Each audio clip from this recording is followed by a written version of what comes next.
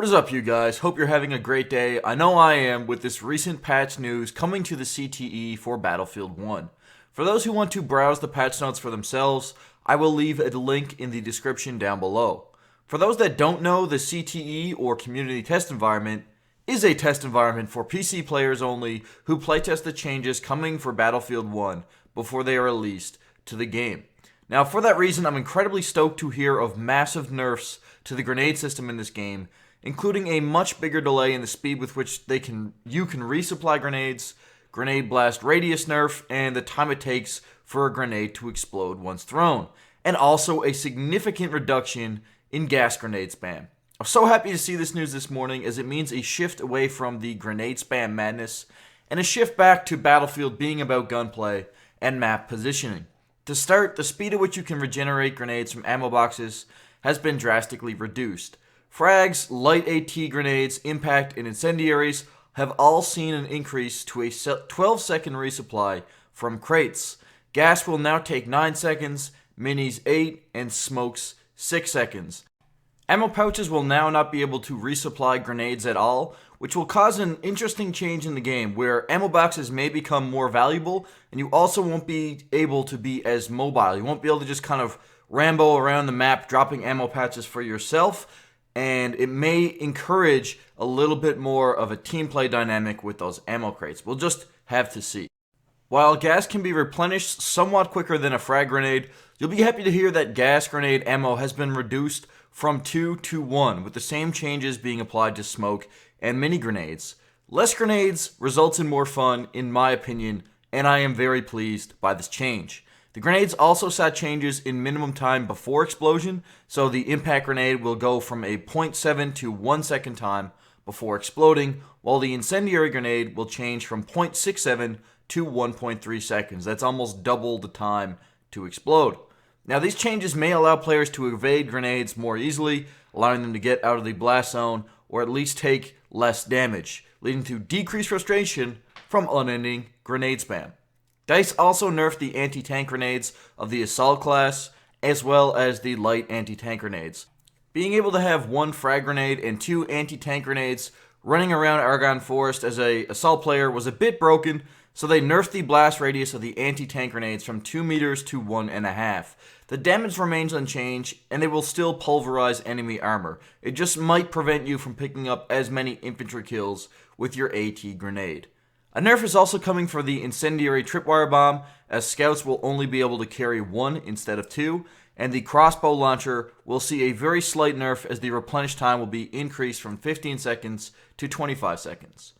So those are the complete notes for the much needed grenade nerfs in this patch, but there are also some interesting changes coming for gun balance and anti-air, with balance changes for the MG15, 1911 Extended, 1903 Experimental, self-loading rifles as a whole, the Madsen MG, MP18, Automatico, Hellriegel, and the Frommer Stop.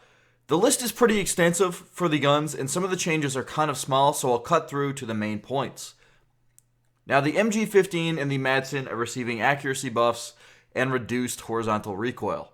The 1903 Experimental is getting a reduced rate of fire from 450 to 360, which will put it on par with the fire rate of the autoloader .25 Extended, but will also receive a damage buff, which will allow it to be a 4-shot kill within 16 meters. This may provide a self-loading rifle for the Scout class that is actually usable. So it might be a little strong being able to run around with flares, seeing exactly where the enemy is, and being able to down enemies pretty quick with a pretty huge magazine gun.